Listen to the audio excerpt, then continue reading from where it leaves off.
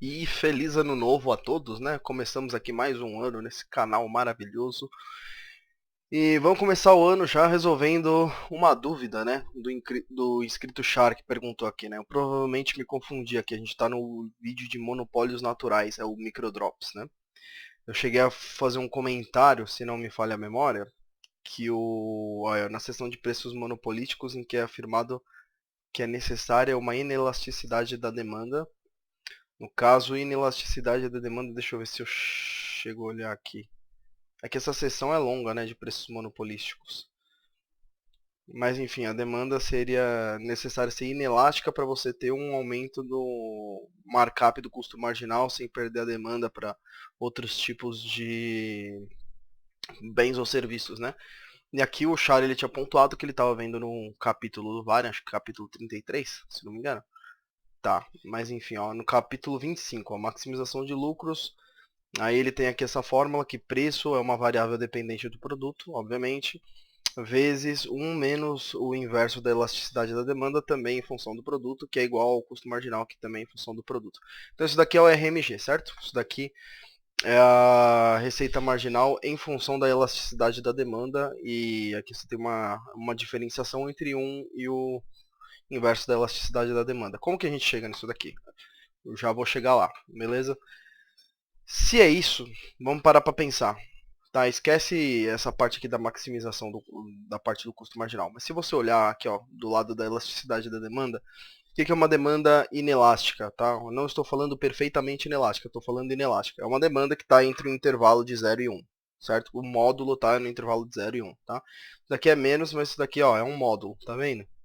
Que é um módulo, certo? Porque esse número aqui embaixo sempre vai ser positivo, mas o negativo aqui é pelo fato da elasticidade da demanda ser naturalmente negativa, tá bom? Então tá. Se você tem esse número aqui, entre esse intervalo você vai ter um número dividindo um que é menor que o próprio 1, certo?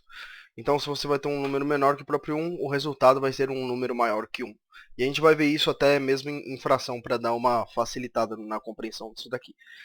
De modo que essa diferenciação aqui, D negativo, certo? D menor que zero, certo? E aí você vai ter um número menor que zero multiplicando o P de modo que a receita marginal dê negativa, tá legal? Então ela não vai operar no mercado que a receita marginal dela vai ser invariavelmente negativa, certo?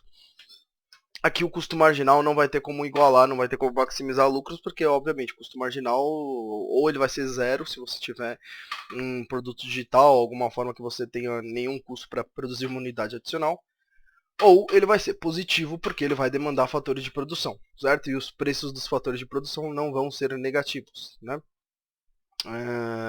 Beleza.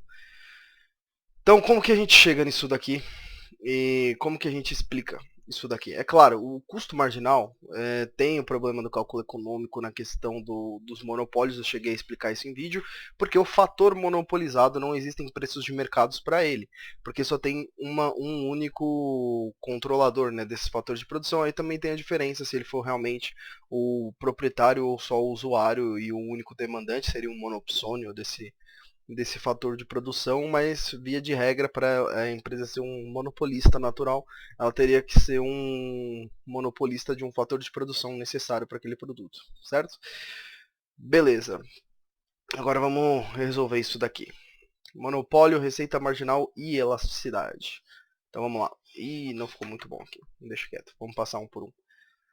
Então tá certo. Errata do drops anterior. O monopolista evita operar em mercados com demanda inelástica, porque a receita marginal é negativa, visto que ela é determinada por essa fórmula. Mas como que a gente chega nessa fórmula, né? Maximizando o lucro igualando a derivada a zero, você vai ter que o lucro marginal, né, seria igual a zero, que seria a receita marginal menos custo marginal, e aí você aplica operações iguais a iguais, você adiciona custo marginal de um lado da igualdade, você cancela com custo marginal negativo e adiciona o custo marginal positivo do outro lado da igualdade. Seria o que fundamenta aquela regrinha, né, de passa para o outro lado, trocando de sinal. Substituindo, ficamos com preço vezes 1 menos 1 sobre a elasticidade da demanda igual ao custo marginal, certo? E aí entra naquelas coisas que a gente estava falando. Mesma coisa, né? Se a elasticidade da demanda for inelástica, o módulo vai estar entre esse intervalo aqui. E a razão entre 1 e um número decimal menor que 1 resultaria em um valor superior a 1, de modo que a receita marginal resultaria em um valor negativo, como a gente viu. Exemplo, 1 sobre meio é igual a 2, porque para ter um inteiro temos que multiplicar a metade por 2. Né? Precisa de duas metades para ter um inteiro. Se a elasticidade da demanda fosse 0,5, por exemplo, que é o que a gente também vai usar depois, a receita marginal seria P vezes 1 menos meio, que seria P vezes 1 menos 2, e aí seria P vezes menos 1 ou menos P. Portanto, o monopolista ficaria em pior situação, operando numa demanda inelástica, porque sua receita marginal seria invariavelmente negativa. Mas como chegamos a essa fórmula, certo? Então, primeiro a gente vai achar um ΔR isolado, tá? Isso daqui ainda não é uma derivada, vai ser, mas ainda não é. Nessa diferenciação, a gente define R' menos R, né? Ou R0, né? R inicial. A receita inicial R0 segue a fórmula simplificada preço vezes quantidade. Para R', a variação do preço vai ser de P mais ΔP, então a gente vai variar preço e quantidade. É a quantidade X mais ΔX, resultando na fórmula R' igual a P mais ΔP vezes X mais ΔX. E aqui a gente fez a multiplicação cruzada, né? P vezes X, P vezes X, né? P vezes ΔX, P vezes ΔX. ΔP vezes X, ΔP vezes X. Aqui, ó, ΔP vezes X. Aqui o Varian, eu só copiei do Varian, que ele fez uma distributiva, ele arranjou numa ordem a moda caralho, né? ΔP vezes X, ΔP vezes ΔX, ΔP vezes ΔX, certo? Esse último número, esse último termo, ele pode ser ignorado. Porque que acontece? Os fatores que são ΔP e ΔX, eles têm uma variação sempre mínima, né? Quando a gente fala de derivação de cálculo, a gente sempre tenta aproximar a variação a zero. Então, um número muito próximo de zero, tipo 0,000000000 tralala 1 vezes 0,000 tralala 1, por exemplo, né? E aí você ia ter um número que ia ter a soma de todos esses zeros depois da vírgula, 1, por exemplo, tá? Então seria um número muito pequeno, então a gente poderia descartar esse termo aqui, tá certo? A gente pode descartar esse termo. Então a gente vai ter que a R' é igual a P vezes X mais X delta P mais P delta X, certo? P vezes delta X, né? Isso daqui é tudo vezes, mas eu fui preguiçoso de colocar o vezes aqui. Aqui delta P delta X, tá bom. Como chegamos a essa fórmula? Da fórmula R', que a gente obteve aqui, a gente tirou isso daqui. Nós ignoramos o último termo e temos, né, cortando ΔP e ΔX, a mesma fórmula de R'. Então a gente vai achar o ΔR pela diferenciação do R' do R0. Então a gente vai colocar menos P vezes X, né, que é a receita. Corta o PX negativo com o PX positivo, você tem só isso daqui, tá certo? Que é o que vai acontecer aqui, tá certo? Ó, esse PX aqui, corta com esse PX aqui, que resulta nisso daqui. Aliás, eu vou até deixar o resto daqui branco. Não, não precisa, não. Que se refere às duas fórmulas, tá? Sendo ΔR, isso daqui, ó, x ΔP mais P ΔX, podemos aplicar o axioma de Euclides. Na verdade, são, acho que o segundo e terceiro axioma de Euclides, eu não lembro. No livro Elementos ele fala que se você fizer soma e subtração de números iguais, você tem resultados iguais. Mas isso também se aplica à multiplicação e à divisão também, tá certo? Então, se você fizer operações iguais dos dois lados da igualdade, você mantém a igualdade, certo? Que é o que fundamentou aquela regrinha, né, de passar para o outro lado mudando de sinal, certo? Então, operações iguais a números iguais têm resultados iguais. E dividir ambos os lados da igualdade por ΔX, a gente vai transformar esse ΔR em ΔR sobre ΔX, que é a definição de receita marginal, a derivada da receita, em função da variável independente quantidade. E a gente multiplica tudo isso daqui por ΔX. Se a gente multiplicar tudo isso daqui por ΔX, esse ΔX corta com o denominador, e isso daqui vai ficar x vezes ΔP sobre ΔX. Você vai ter P mais x vezes ΔP sobre ΔX, certo? Ó, x vezes ΔP sobre ΔX, né? A gente cortou o ΔX de baixo com o ΔX de cima, né? P mais x vezes ΔP sobre ΔX, que era o que eu estava falando no slide anterior. E aí, se a gente colocar o P em evidência, como que a gente vai colocar o P em evidência? Seria a distributiva inversa, certo? Mas aqui não tem P. Então, o que a gente faz? Aqui a gente coloca 1, né? Porque P vezes 1 é P. E aqui a gente divide por P. Tá vendo? A gente multiplica por 1 sobre P. Tá certo? Por quê? O que é colocar em evidência? Nada mais, nada menos que dividir toda essa expressão aqui por P. E aí você coloca um P por fora fazendo a distributiva, que seria que resultaria nessa expressão aqui, tá? Então você tem 1 mais x vezes ΔP sobre P vezes ΔX, tá? Quando você tem operações de mesma natureza, então você vai ter uma divisão em que os denominadores vão se multiplicar. Então, a multiplicação você pode multiplicar os denominadores e os numeradores. O mesmo não vale para a soma porque são operações de natureza diferente, tá? Eu estou explicando bem for dummies mesmo, porque a anotação às vezes pode dar uma atrapalhada na galera que ainda não é muito mais acostumada com matemática. E eu quero desmistificar um pouco para a matemática, que a matemática não é difícil, a matemática é muito legal. Só basta você entender os axiomas lógicos por trás disso, tá? Não que eu seja logicista, tá? Mas, cara, a melhor forma que eu encontrei de entender matemática até hoje foi essa, certo? Sendo x vezes ΔP sobre P vezes ΔX o inverso da elasticidade da demanda, a gente já vai mostrar por quê, que é ΔP sobre ΔX vezes x sobre P. Você está vendo que a operação inversa está multiplicando pelo inverso, certo? Basicamente, essa daqui é a mesma coisa que isso daqui elevado a menos 1, tá? A gente vai ver por quê. Receita marginal é igual a P vezes 1 sobre 1 mais E, que é 1 mais a elasticidade, uma elasticidade qualquer, né? No caso da demanda, a elasticidade é menor que zero. Então, isso daqui vai ser negativo. É claro que isso daqui deveria estar em módulo, tá? Porque se isso daqui é negativo, e a gente substituísse isso daqui pelo valor negativo, ia ficar positivo de novo, né? Então, esse menos aqui, a gente está colocando esse menos porque é em módulo, tá? Porque via de regra seria mais mesmo, e esse denominador seria negativo, e você estaria somando um número negativo. Então, para poupar trabalho, a gente deixa notado dessa forma, tá? Mas a fórmula certa, se você não colocar em módulo, é isso daqui. Se você colocar em módulo, então você tem que colocar módulo aqui,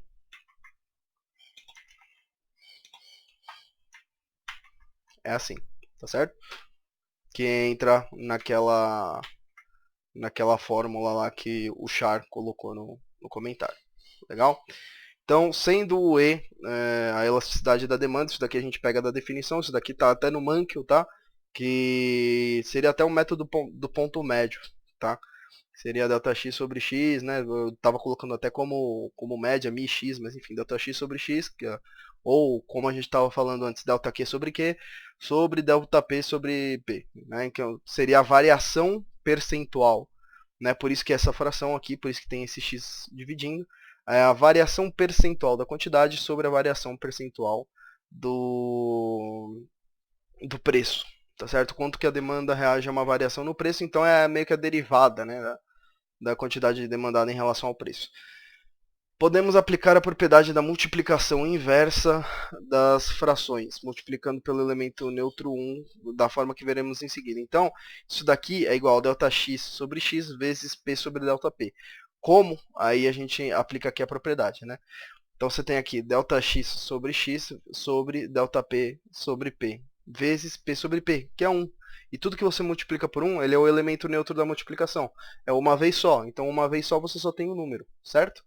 Então, multiplicar pelo 1, somar por 0, subtrair por 0, dividir por 1, é tudo igual ao mesmo número. A mais 0 é igual a menos 0 é igual a A sobre 1 é igual a vezes 1 é igual a. Então, isso daqui é uma fração que a gente sabe que dá 1, porque são dois números que se anulam, certo? Então, dá igual ao elemento neutro. Então, a gente não está mudando o número, mas a gente só está reescrevendo, utilizando um número que a gente sabe que dá 1, para poder tornar esse número aqui um pouco mais atrativo para a gente, certo? Então, a gente multiplica a fração do denominador, ou seja, esse vermelho você multiplica por esse vermelho aqui, tá vendo? É o denominador com o denominador e o numerador com o numerador. O foda é que como a gente tem uma uma fração de uma fração fica um pouco mais confuso, então eu deixei aqui em cores destacadas, certo? Então a gente vai eliminar, porque esse P vai estar multiplicando e esse P aqui está dividindo, os dois se cortam, certo? Esse P aqui vai estar multiplicando o denominador. Ops. Esse P vai estar dividindo. Na verdade já estava cortado aqui, não dava para perceber, né? Tá, e esse P aqui, ele não morreu, esse P vai multiplicar aqui. Ou seja, o P que estava embaixo foi para cima. Então, o primeiro passo que a gente tem de provar que é a mesma coisa que multiplicar pelo inverso, já foi dado, certo? Aí agora, como que a gente vai fazer para eliminar esse P de baixo? A gente vai multiplicar pela operação inversa. Então, vai ser 1 sobre P sobre 1 sobre P. Então, 1 sobre P de baixo, 1 sobre ΔP, né? 1 sobre ΔP sobre 1 sobre ΔP. Então, 1 sobre ΔP aqui de baixo vai cortar com 1 sobre ΔP multiplicando, né? Também no denominador. E no numerador, você vai ter, de novo, 1 sobre P. 1 sobre ΔP, perdão, né? 1 sobre ΔP. E esse 1 sobre ΔP vai multiplicar com o P que já estava lá, multiplicando. Então, você vai ter P sobre ΔP. E aí a gente provou que é igual a multiplicar pelo inverso. Tá certo? Tudo isso utilizando só um axioma do elemento neutro, né, da multiplicação. Tá legal? Então a gente vai resultar nisso daqui, certo? Deixa eu ver se isso daqui já fez. Ah, aqui já é o resultado final. Para eliminar o ΔP. Não, isso daqui não é. Ó. Ainda está com o ΔP dividindo. Tá? Eliminar o ΔP, multiplicamos pelo elemento neutro, que é o que eu falei aqui, que elimina, ó, 1 sobre ΔP, vai cortar aqui com esse daqui, tá certo? Vezes 1, aí vai ficar ΔP sobre ΔP, que dá 1, blá. E aí vai sobrar só isso aqui para multiplicar por esse outro amarelinho aqui. E aí esse P aqui já estava multiplicando, vai ficar sobre esse ΔP aqui, tá certo? Então é isso. Tá? Elimina o numerador, pois ΔP sobre ΔP igual a 1, multiplica ΔX sobre x vezes P por 1 sobre ΔP, que equivale a dividir por ΔP, ficando isso daqui, certo?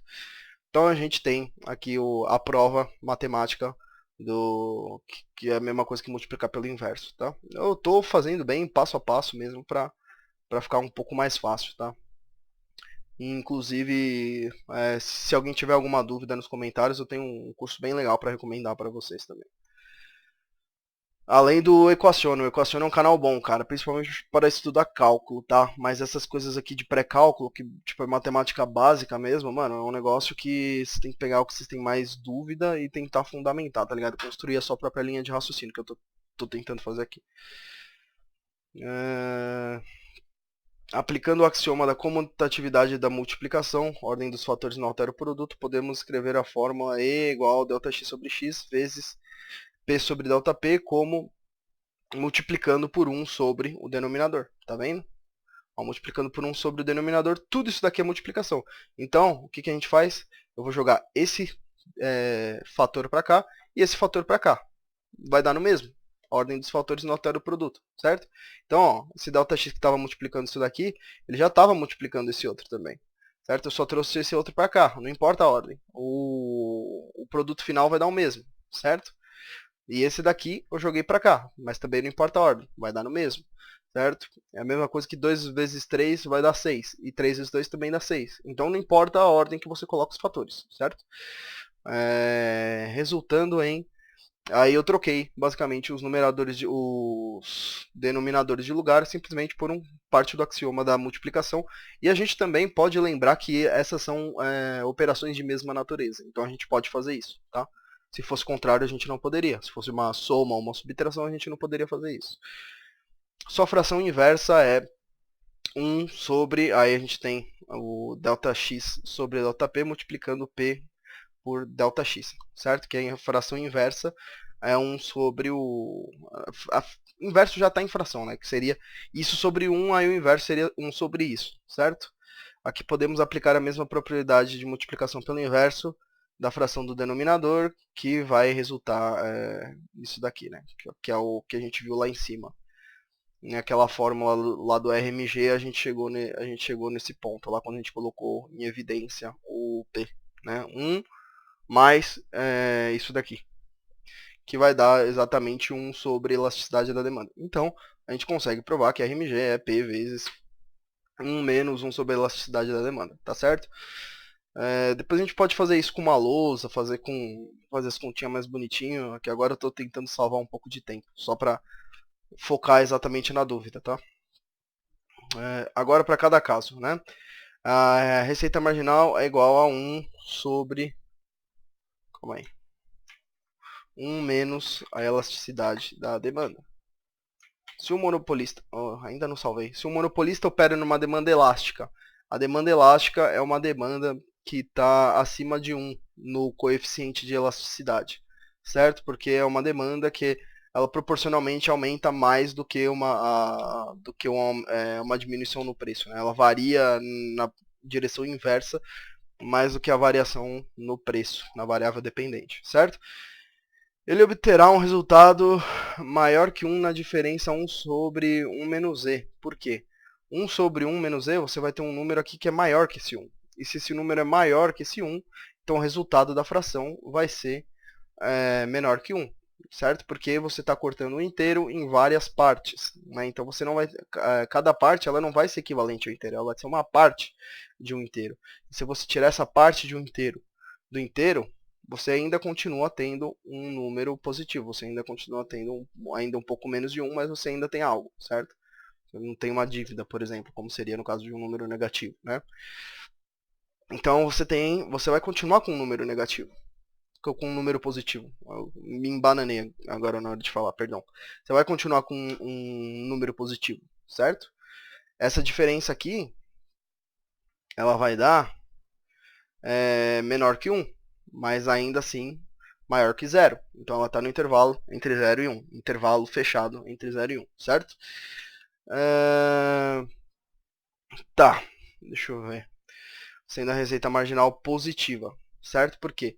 Porque esse número entre 0 e 1, que é resultado dessa diferença, é multiplicar o P naturalmente vai ser positivo, então a receita marginal vai ser positiva. Um monopolista, ao contrário do que comentei no drop sobre monopólios naturais, não pode operar em mercados com demanda inelástica, ou seja, o módulo da elasticidade da demanda seja o intervalo entre 0 e 1. Ou seja, uma demanda pouco sensível a alterações no preço. E isso vai levar ao quê? Ao que a gente teve lá no primeiro slide.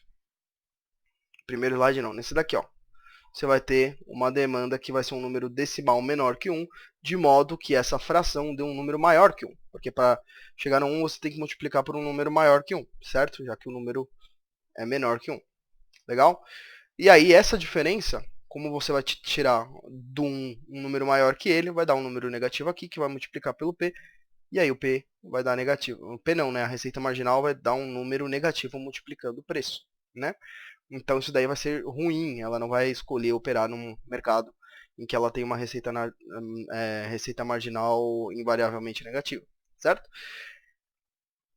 Então a elasticidade seria um número decimal 0,n, como aquele 0,5 que a gente viu lá, no qual seria equivalente a uma fração n sobre 10 elevado a m, sendo o expoente m, aqui, o número de casas decimais, aqui teria m casas, certo? Posso até colocar mn, que seja. Número de casas decimais entre a vírgula e o m, certo? Por exemplo, 0,02, né? Então, se tem duas casas decimais, o m é o número 2, né? Aí que seria equivalente a 2 sobre 100, que é 2 sobre 10 ao quadrado, seria equivalente a multiplicar pelo inverso da fração, por causa daquela propriedade que a gente provou lá em cima, de modo que a fração 1 sobre a elasticidade da demanda seja maior que 1, e portanto essa diferença seja negativa, menor que 0. De modo que o fator que multiplica P e a própria receita marginal sejam iguais a 0. Né? O fator vai ser essa diferença aqui. Peraí. Fator que multiplica P e a própria receita marginal iguais não, né? Menores que 0. Menores que 0. Negativo, né? Negativo. Tem que tomar cuidado para não se embananar na hora de falar. Exemplo. É o mesmo exemplo que a gente fez lá atrás, né? Receita marginal vai ser 1 menos 1 sobre 0,5. Se 1 sobre 0,5 é igual a 1 sobre 5 sobre 10, então 1 sobre 0,5 é igual a 1 vezes 10 sobre 5, que é inverso. Né? E 10 sobre 5 é 2, Então, de uma forma diferente, a gente conseguiu chegar no mesmo resultado, que é 2. Né? Então, a receita marginal é preço vezes 1 menos 2. Ou seja, 1 menos 2 é igual a menos 1. Menos 1 vezes o preço é igual a menos preço. E o custo marginal não vai ser menos preço. Né? Não vai conseguir maximizar lucro em um mercado com uma demanda inelástica. Né? Claro, supondo que a gente possa calcular o custo marginal, porque o fator monopolizado não tem preço de mercado. Se testarmos para valores menores, teremos um coeficiente negativo maior para P, certo? Porque valores menores vão fazer o resultado da fração ser maior, porque você divide um número por menos partes, você vai ter partes maiores. Menos partes, partes maiores. Se você dividir ele por mais partes, partes menores. Então, se a gente tem um denominador maior, o resultado da fração vai ser um número negativo menor, né? Um módulo, né, do número negativo, né? Porque se a gente pensar em menor em termos absolutos, quanto maior o valor nominal, né, do número negativo, quanto mais negativo ele é, menor ele é, né?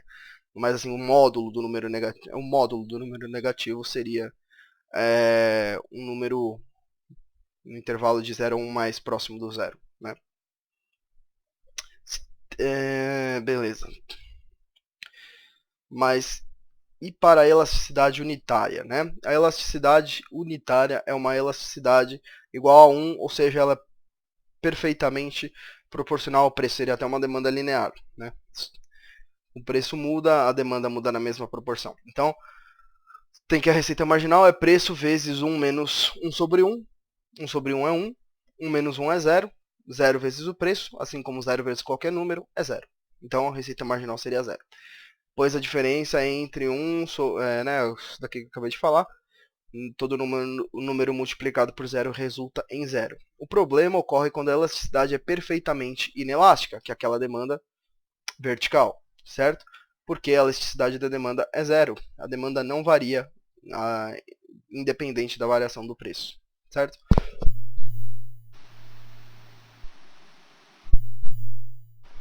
Nossa, passou mó aviãozão aqui também. Tá, então a gente ainda tem a mesma fórmula. Bom, se a elasticidade é igual a zero, então a receita marginal é preço vezes 1 menos 1 sobre zero. Só que isso daqui, em cálculo, a gente chama de indefinição. Por quê? Se você multiplicar um número por zero, você pode até armar a continha. O zero, qualquer número que ele multiplique, vai dar zero. Certo?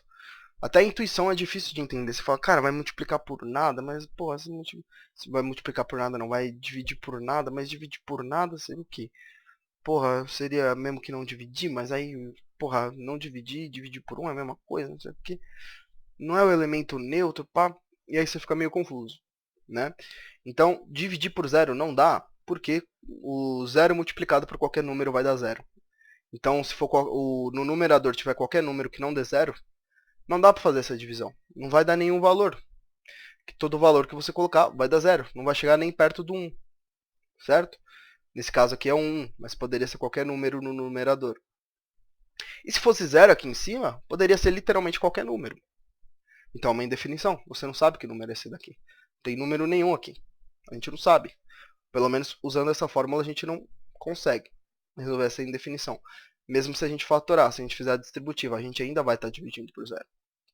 Se a gente usar qualquer outra versão, a gente ainda vai estar dividindo por zero. Então a gente não sabe. Agora, a gente sabe que a receita marginal é a derivada da receita, que é expressa, né, por preço vezes quantidade. Receita marginal, preço vezes quantidade, não, né? Receita é igual a preço vezes quantidade. E se a demanda é perfeitamente inelástica, para todo P variável, temos um X constante. Por quê? Porque você só tem uma quantidade demandada, não importa o preço, certo? Sendo uma função do primeiro grau, a derivada seria a multiplicação do expoente de P, que é aquela regra do tombo que a gente desenhou. Eu não sei se eu vou conseguir desenhar aqui, mas você tem aquela regra do tombo, né? Que o expoente ele multiplica pelo coeficiente que multiplica o x, né? A variável mesmo, e aí você tira 1 lá do expoente, certo? Essa é a regra do tombo da derivação. mas é uma regra também tirada da definição de derivada, né, que é o limite, quando ΔX tende a zero, de f de x mais ΔX menos f de x sobre ΔX. Né? Então a gente tem essa definição, e aí pela definição a gente vai substituindo pelas várias funções, e aí a gente chega a perceber que a gente pode usar essa regra. Né? É uma das várias regras de derivação para derivar mais rápido as funções, certo? Que a gente fez no curso, durante o curso de micro 1. De modo que, para operar maximizando o lucro, supondo que isso fosse possível para um monopólio, né, por causa do problema do cálculo econômico, o custo marginal deveria ser igual ao constante da quantidade demandada. Por quê? A quantidade demandada não varia, certo? O preço poderia até variar, né? Mas a quantidade demandada não varia, o expoente do preço é 1, ele vai tombar, vai multiplicar pela quantidade, vai subtrair 1 do expoente, vai ficar P elevado a zero, que vai ser igual a 1, então você vai ter 1 vezes x vezes 1, que vai dar x. Então, a receita marginal vai ser igual à quantidade demandada de uma demanda inelástica. Então, para uma empresa se quer entrar nesse mercado como monopolista, ela deveria adequar o seu custo marginal à elasticidade da demanda, supondo também que ela pudesse determinar ex ante qual seria a quantidade demandada dessa demanda inelástica. Né? O problema do cálculo econômico em várias formas também. Né? Para todo P com expoente igual a 1, tá? Ou seja, seria muito relativo e pensando em termos microeconômicos neoclássicos mesmo, seria muito difícil de estudar mercados assim, porque talvez eles seriam muito específicos, certo? Então é isso, guys. Era isso daqui que eu queria resolver. Dúvidas, discordâncias, coisas que vocês queiram discutir, discutam também nos comentários. Eu posso fazer algumas outras recomendações. Também tem um cara que eu gosto muito, que é o Felipe Ghisoli, que é um físico. Ele também vai bem nessa pegada do Frege, não do Frege especificamente, mas do Euclides, né? De derivar as regras matemáticas através de axiomas lógicos. E espero que vocês tenham gostado. É o nosso primeiro vídeo do ano. É um vídeo um pouco mais técnico, respondendo uma dúvida. Se vocês gostaram, dão aquele like para moralizar o pai. 2020 a gente está chegando com tudo. A gente vai fazer uma leitura dirigida de um livro chamado Socialism Sucks. Um livro bem provocativo, Socialismo Amargo, de dois economistas que viajaram o mundo conversando com pessoas que viveram no socialismo de países como União Soviética, Cuba, Venezuela, afins, falaram do suposto socialismo da Suécia. É um livro bem legal e a gente vai abordar ele em breve. Os cursos de microeconomia, ainda tem algumas coisas que eu tenho que passar do nosso amigão aqui, Varen, mas tem muita coisa boa aqui, muita coisa boa que a gente pode abordar. Cara, é um livro completaço. Ah, eu comprei a edição física do livro do Kirchner, de processo de mercado usando microeconomia austríaca, basicamente, né? Market Theory and Price System, que é o livro que eu sempre estou lendo no Kindle, inclusive eu até deixei aqui no Kindle para fazer a comparação, não dá para ver direito. Mas, cara, eu tenho muitas ideias boas pra esse ano de agora, viu? 2022 a gente vai chegar com força total, dependendo aí dos meus projetos acadêmicos. Eu vou tentar dar uma conciliada. Então, é isso, guys. Tá? Se inscrevam no canal se você ainda não é inscrito. E vai ficar um drops aqui, ou talvez um vídeo separado, como essa errata, beleza? Feliz 2022.